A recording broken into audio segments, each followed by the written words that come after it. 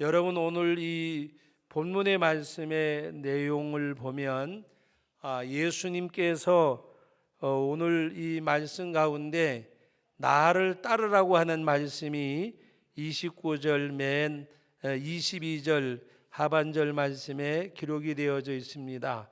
두 단원으로 되어져 있는데 14절 말씀부터 17절까지 말씀의 내용은 예수님의 그 제자 베드로의 집에 예수님이 이제 들어가게 되셨는데, 거기에는 열병으로 앓아 누워 있는 베드로의 장모가 있었습니다. 이 말씀에 가장 그 아르레기 반응을 일으키는 사람들이 천주교의 그 지도자들입니다. 대개 많은 그 성도들은 그냥 이걸 별로라고 생각하지만, 그들은 왜 그런가 하면 많은 성경의 사본들 가운데 이 말씀이 빠져 있는 그 사본은 별로 많지 않고, 또 예전부터 내려오던 많은 말씀들 가운데, 다시 말하면 개신교가 있기 이전에도 있던 그런 성경 가운데서도 이 베드로의 장모라는 이야기가 담겨져 있습니다. 그런데 오늘날 천주교 성경에는 이것이 빠져 있습니다. 베드로의 장모란 말이 빠져 있고, 베드로는 독신으로 살던 사람이고 천주교의 일대 교황으로 그들이 추앙을 하고 있습니다. 그래서 이 베드로가 결혼하지 아니한 그것을 이야기하면서 오늘날 신부와 수녀들이 독신으로 살아가는 근거를 삼고 있는 그런 내용이기도 합니다. 그러나 분명히 역대 사본 가운데 또 많은 전해 내려오는 그런 성경 가운데 이 베드로의 장모란 말이 빠져 있는 그 사본과 역본은 그렇게 많지 않다는 것입니다. 오늘 신구교가 어떤 그것을 말씀드리는 것이 아니라 베드로 장모 이야기가 나왔기 때문에 오늘 잠깐 언급하고 지나갑니다. 바로 예수님이 그 베드로의 장모의 손을 만지시니 열병이 떠나가고 여인이 일어나서 예수께 수종들더라 말씀하고 있습니다. 제가 가끔 기도하는 가운데 주의 능력이 좀 만져주옵소서, 이 만지신다는 말씀의 내용은 고치신다는 말씀입니다. 주님이 새롭게 해주옵소서, 고쳐주옵소서. 여러분들이 개인적으로나 때로는 가정적으로나 때로는 여러분의 사업장이나 우리가 하나님 앞에 기도할 때에 주의 오른손, 주의 능력을 우리가 고백을 합니다. 그래서 우리 주님이 내 심령을 만져주시고 내 육체를 만져주시고 내 가정을 만져주시고, 이것은 바로 주님이 새롭게 하시고 고쳐주시고라고 하는 그런 말씀의 내용입니다. 제가 이 말씀을 이 시간 반복할 때에 여러분들이 어떤 반응을 해야 될지는 여러분들이 아실 것입니다. 제가 다시 한번 고백해 봅니다. 우리 주님이 나를 만져주시고 내 가정을 만져주시고 내 사업장을 만져주시고, 우리 부모님들이 자녀를 위해서 기도할 때에 하나님 우리 자녀들을 만져주시고, 주님이 잘못된 부분은 고쳐주시고 새롭게 하시고 주의 능력이 함께해 달라고 하는 그런 말씀입니다. 오늘도 베드로의 장모의 손을 만지시니 열병이 떠나갔다고 말씀하고 있습니다. 그리고 여인이 일어나서 수종들더라고 말씀을 하셨고, 많은 귀신 들린 자들이 찾아올 때에 말씀으로 쫓아내시고, 그리고 그들의 모든 질병을 고쳐주실 때에 오늘 말씀의 내용 가운데 이사야 53장에 있는 4절 말씀을 인용한 내용인데, 바로 그 말씀이 17절 말씀에 담겨져 있습니다. 우리 같이 읽어봅니다. 이는 선지자 이사야를 통하여 하신 말씀에 우리의 연약한 것을 친히 담당하시고 병을 짊어지셨도다. 우리의 연약함을 담당하시고 또 병을 짊어지셨다고 말씀을 하셨음을 응하게 하심이 오늘 그 역사가 일어났음을 말씀하고 있습니다.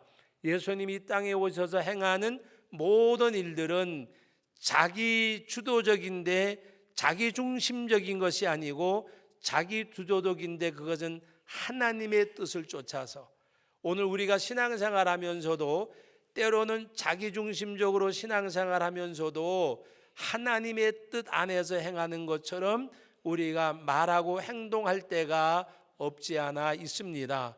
그러나 진정한 자기 주도적 삶은 어떤 삶이냐?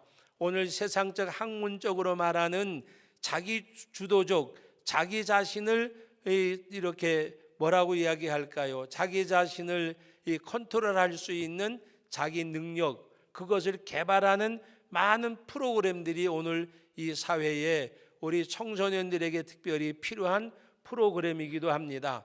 그러나 거기서 말하고 있는 그런 자기주도적인 것이 자기 중심적인 것하고는 엄연히 다른 겁니다. 오늘 우리는 하나님 앞에 가장 자기 주도적으로 살아간 사람이 누군가 하면 바울입니다. 그러나 바울은 자기 중심이 아니었어요.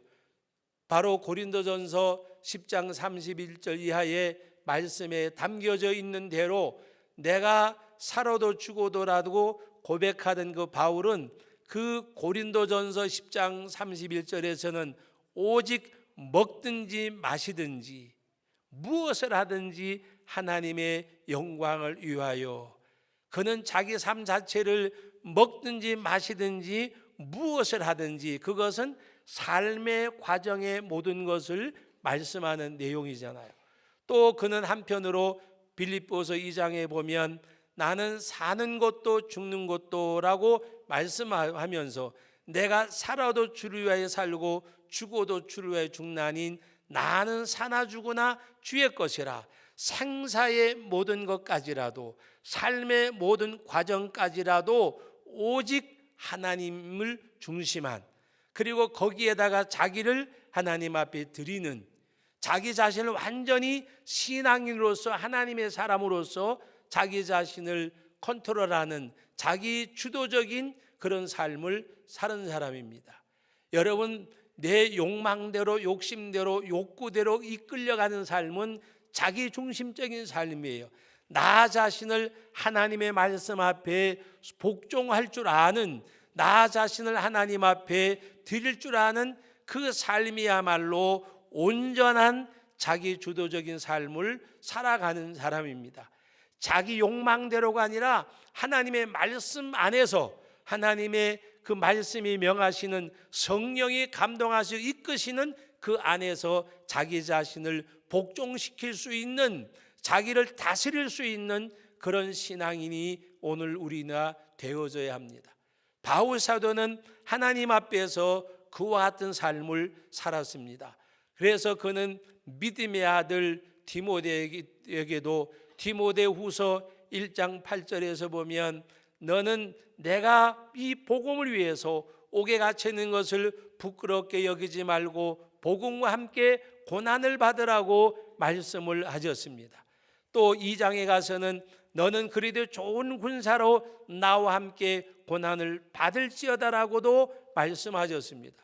또 디모데후서 3장에 가서는 바로 11절 이하에 보면 그가 안디옥에서, 이고니온에서, 루스드라에서, 사도행전 13장 14장 우리가 지금 강해를 하고 지나가는 그 내용 가운데 보면 그가 돌에 맞아서 죽을 고비를 넘기기도 하고, 사람들이 이고니온 사람과 안디옥 사람들을 격분시켜서 바울을 내쫓기도 하고, 돌에 맞아서 죽은 것 같이 되니까 시위에다가 냈다 버리기도 하고, 그런 고난을 당하는 가운데서도 하나님께서 건지셨느니라. 너는 이것을 보지 않았느냐. 그러므로 내 직무를 다하고 복음과 함께 고난을 받으라고 말씀을 하셨습니다. 여러분, 오늘 사랑하는 아들 디모데야라고 디모데후서 1장 2절, 1장 1절로 2절에 보면 기록이 되어져 있습니다. 내 사랑하는 아들아, 그와 같이 일컬으면서도 복음을 위해서 고난받는 것이 정말 하나님 앞에 그것처럼 영광스러운 일이 없는 줄 알기에 그는 그의 아들에게 그와 같이 권하는 말씀을 하셨습니다. 여러분, 오늘 우리가 이 말씀의 내용을 보면서 바로 예수님께서는 오직 하나님의 뜻을 성취하시기 위하여 그와 같이 걸어갔고, 바울 같은 이는 바로 자기의 삶의 과정, 먹든지 마시든지 무엇을 하든지 삶의 과정과 여정, 그는 또 이 땅에서 살든지 죽든지 생사의 모든 존재 이유까지라도 오직 하나님의 뜻을 성취하기 위한 그 삶을, 예수님이 걸어가신 그 발자취를 걸어간 바로 믿음의 걸음을 걸어갔습니다.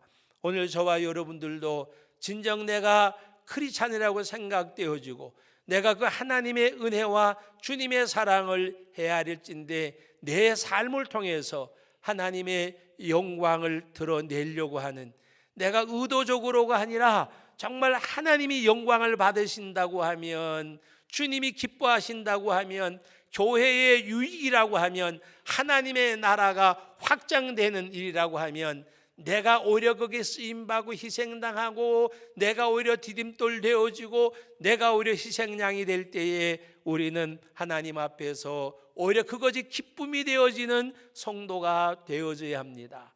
그래서 나 자신을 통해서 하나님이 증거되어지는, 내 몸에서 그리스도 예수가 존귀케 되기를 원한다는 바울의 고백처럼 오늘 저와 여러분들도 하나님 앞에서 내 삶을 통해서 내가 신앙생활하는, 내가 섬기는 이 교회 안에서 내가 어떻게 해야, 어떻게 살아야, 무엇을 수종들어야 하나님의 교회가 유익이 되고 하나님의 나라가 확장이 되고 하나님의 목회자들의 사역에 내가 디딤돌이 될까? 그런 가운데에서 우리는 하나님의 교회, 주님의 나라를 이루어가고 주의 몸된 교회를 우리는 세워 나가야 할 것입니다. 오늘 예수님께서는 행하신 모든 일들이 그 말씀을 응하게 하려 하심이라고 말씀하셨습니다. 주님께서 만지시니까 베드로의 장모 열병이 떠나가고 많은 귀신들이 쫓아내고 주님이 질병을 고치셨는데 말씀을 그대로 성취하셨음을 말씀하고 있습니다. 오늘도 우리가 이 말씀을 대하면서 주님이 만지시는, 주의 만지심이 있는 그런 역사를 위해서 우리가 기도해야 합니다. 우리가 하나님께서 이 나라 이 민족도 어떤 위정자의 지혜가 나라를 살리지 않습니다. 하나님이 우리와 함께 하셔야, 하나님이 역사하셔야. 그러므로 오늘 저와 여러분들은 오늘 하나님 앞에 뭔가 이 땅에서 이루어지는 그런 역사가 이루어져 가는 것, 저는 요사이 조금 이렇게 되어지는 거 보면서 우리나라가 이제는 뭔가가 젊은 세대들도 조금 의식 있는 사람들이 좀 많이 달라지는구나 하는 것을 느꼈어요. 여러분, 만약에 88 올림픽 때나 아마 한 7, 80년대, 90년대만 같아도 남북 이산 가족이 만나고 뭐 단일팀이 돼서 축구 경기를 하고 하면 아마 난리가 났을 거예요. 지금 여러분 평창 올림픽 때문에 이제 북한을 초청을 하고 북한이 와서 뭐 한다고 하니까 막 옛날처럼 좋아할 줄 알았는데 아니라고 말입니다. 여러분, 남북 단일팀, 하키팀 메달 박스에서 벗어난 팀이니까 단일팀을 만들어도 된다고 했다가 여론의 벽에 부딪히고, 우리가 평창 올림픽인데 왜 통일기를 들고 입장을 하느냐? 북한은 참석하면 IOC 국가니까 인공기 들고 가더라도 대한민국은 태극기를 들고 가야지. 그게 지금 많은 젊은이들의 생각이라는 것을 보고서 이 나라가 그래도 이제는 뭔가가 깨어나는구나 하는 것을 느낄 수 있는 것을 저는 생각했습니다. 남북이 뭔가 한다 그러면 그냥 백성들이, 국민들이, 많은 청년들이나 그냥 막 무조건 쫓아갈 줄 알다가 지금 정부가 당황을 하고 있습니다. 여러분, 오늘 우리는 하나님 앞에서 정말 이 나라 이 민족은 하나님이 지키셔야지 인위적인 방법으로 되는 것은 아무것도 없습니다. 여러분, 얼마나 남북 대화라는 것 때문에 많은 국민이 속기도 하고 쏟고 많은 것들을 잃어버리기도 했습니까? 오늘 우리는 하나님이 만지셔야지, 하나님이 지키셔야지, 그와 같은 믿음 가지고 앞으로 더욱더 여러분들이 나라와 민족을 위해서 기도할 수 있는 우리 성도들이 되기를 주님의 이름으로 축원합니다. 오늘 두 번째 내용이 뭔가 하면, 예수님께서 무리가 자기를 에워싸는 것을 보시고 거기를 떠나가셨다 말씀하셨습니다. 예수님을 많은 사람들이 따를 때가 언젠가 하면 오병이의 기적을 행할 때입니다. 그때 수많은 사람들이 예수님을 쫓아오니까 예수님이 그들을 떠났을 때에 예수님이 계신 것을 수소문해서 그들이 찾아왔을 때에, 너희가 나를 따라온 것은, 나를 찾는 것은 떡을 먹고 배부른 까닭이라고 말씀하셨습니다. 주여 생명의 말씀이 주께 싸움에 우리가 어디로 가오리까라고 하는, 예수님이 생명이 있기 때문에 주님을 쫓아온 것이 아니라 먹고 배부른 까닭에, 예수님을 옹이하려고 했지만 예수님은 그곳을 피하셔서 한적한 곳에 가서 기도하시고, 사랑하는 제자들에게 우리가 다른 곳으로 가자, 내가 거기서도 복음을 전하리니 내가 전도하리라, 내가 이것을 위하여 왔노라고 말씀하셨던 주님, 오늘 이 본문 말씀에도 많은 사람들이 예수님을 에워쌀 때에 예수님이 그거를 피하셔서 다른 곳으로 가시는데, 서기관 하나가 내가 주께서 어디를 가든지 내가 주를 따르리이다. 그때 주님 말씀하십니다. 여우도 굴이 있고 공중에 나는 새도 거처가 있는데 인자는 머리 둘 곳이 없느니라. 이것은 무엇을 말씀하는가 하면, 내가 나를 따라오려는 목적을 분명히 하라고 하는 말씀입니다. 무엇 때문에 나를 쫓아오느냐? 베드로의 장모를 고치고 귀신을 쫓아내고 많은 질병을 고치는 그것을 보고 내가 나를 따라오려고 하느냐? 여우도 굴이 있고 공중에 나는 새도 거처가 있지만 나 인자는 머리 둘 곳이 없느니라. 나를 따라오려고 한 목적을 분명히 하라고 말씀하고 있습니다. 그때 한 제자는 말합니다. 내 아버지가 돌아가셨는데 장사 지내고 주를 따르게 하옵소서. 그때 말씀합니다. 죽은 자는 죽은 자들이 장사하게 버려두고 너는 나를 따르라고 말씀하고 있습니다. 이것은 무엇을 말씀하고 있는가 하면은, 주님을 따르는 자의 목적과 주님을 따르는 자의 자세를 말씀하고 있는 것입니다. 사랑하는 성도 여러분, 오늘 우리가 주님을 따르는 것은, 우리가 주님을 믿고 나가는 것은 세상의 어떤 물질과 명예와 이 세상의 삶의 윤택함이 아니라, 바로 베드로가 고백했던 신앙 고백의 한 부분, 주여 영생의 말씀이 주께 싸움에 우리가 누이게로 가오리까. 영생의 말씀이 주께 싸움에 주님을 따르는 목적이 뭔가? 여러분, 만약에 신앙생활하는 목적이 뭐냐 그러면 뭐라고 대답하시겠어요? 예수를 믿는 목적이 뭔가? 신앙생활하는 목적이 뭔가?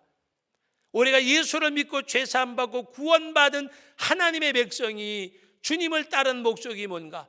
영원한 천국에 이르고 영생의 말씀이 주께 싸움에, 영원한 생명이 주께 싸움에 우리가 주님을 따른다고 고백하는 그 삶이 되어져야 합니다.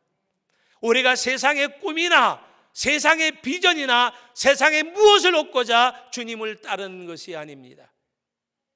세상의 것은 이 땅에 있을 때만 유효한 겁니다. 영원한 천국은, 하나님의 나라는 이 세상 것으로 가는 것이 아닙니다. 주의 영생의 말씀이 주께 싸움에 우리가 누게로 가오리까? 주는 그리스도시요 살아계신 하나님의 아들입니다는 신앙의 고백 가운데서 오늘도 여러분, 주님을 따르는 주의 제자로서, 주님을 믿는 하나님의 백성으로서 오늘도 우리의 삶의 목적의식이 분명해야 합니다. 우리 이 땅의 삶이 아닙니다. 천성을 향해서 가는 성도들입니다. 여러분, 천성을 향해서 가는 기독도들입니다. 세상에서 유혹도 미혹도 뿌리치고 마지막 내 생명까지라도 하나님 앞에 드린다고 할지라도 어떤 방해도, 어떠한 환난도, 어떠한 세력도 빼앗아갈 수 없는 그래서 로마서 8장에 말씀하기를 바로 적신이나 위험이냐 칼이냐 그 어떤 것이라도 우리를 그리스도의 사랑에서 끊을 수 없으리라. 내 생명은 빼앗을지 몰라도 내 믿음만큼은 저버릴 수 없는 것, 그것이 우리가 주님을 따르는 목적입니다. 죽은 자들은 죽은 자리에 장사하게 하고 나를 따르라고 말씀하시는 것은 우리 신앙생활은 날마다 결단입니다. 결단. 오늘도 내일도 모레도 내가 생명이 부지하여 하나님 앞에 부름받아 가는 그날까지는 결단력 있는 신앙생활을 해야 합니다. 어제가 오늘 같고 오늘이 내일 같은 그런 생활이 아니라 어제와 오늘이 다르고 오늘과 내일이 다른 그리스도의 장성한 분량까지 자라가는 가운데에서 우리는 가지치기를 잘 해야 합니다. 나무가 자라면 자랄수록 가지치기를 하듯이 우리가 신앙생활하면서 날마다 결단력 있는 신앙생활을 해야 합니다. 그래서 예수님께서 당신을 따르겠다고 하는 이들에게 분명한 것은 내가 나를 따르는 목적이 뭐냐, 내가 나를 따르려거든 결단력 있는 것을 주님이 요구하고 계십니다. 오늘도 우리는 하나님 앞에 내가 신앙생활한 목적이 분명해야 합니다. 내가 주님 앞에 날마다 결단력 있는 신앙생활을 해야 합니다. 날마다 그날이 그날처럼 걸어가는 우리들이 아니라 오늘 주님께서 말씀하십니다. 인자는 머리 둘 곳도 없다. 그리고 죽은 자들은 죽은 자리에 장사하게 하고 너는 나를 따르라. 결단력 없이는 우리가 주님을 따르는 제자의 삶을 살 수가 없습니다. 오늘도 우리가 주님 앞에 귀한 말씀 대하는 가운데 주님의 만지심이 있는 여러분의 삶의 터전이 되기를 주의 이름으로 축원합니다. 목적 있는 신앙생활이 되기를 바랍니다. 결단력 있는 신앙의 삶이 되기를 바랍니다. 거룩하신 아버지 하나님, 은혜와 사랑을 감사드립니다. 오늘도 저희들에게 거룩한 주의 날 허락해 주시고 아버지 하나님 앞에 귀한 은혜의 시간 갖게 하심을 감사드립니다. 이제 오늘 저녁부터 시작되는 성회 후에 하나님의 성령의 기름 부으심이 함께 계셔서 오늘 우리 사랑하는 주의 몸된 성도교회와 우리 충북 동네에 속한 모든 교회 교우들이 성도들이 은혜 받는 성회가 되게 하여 주옵소서. 예수님의 이름으로 기도하옵나이다. 아멘.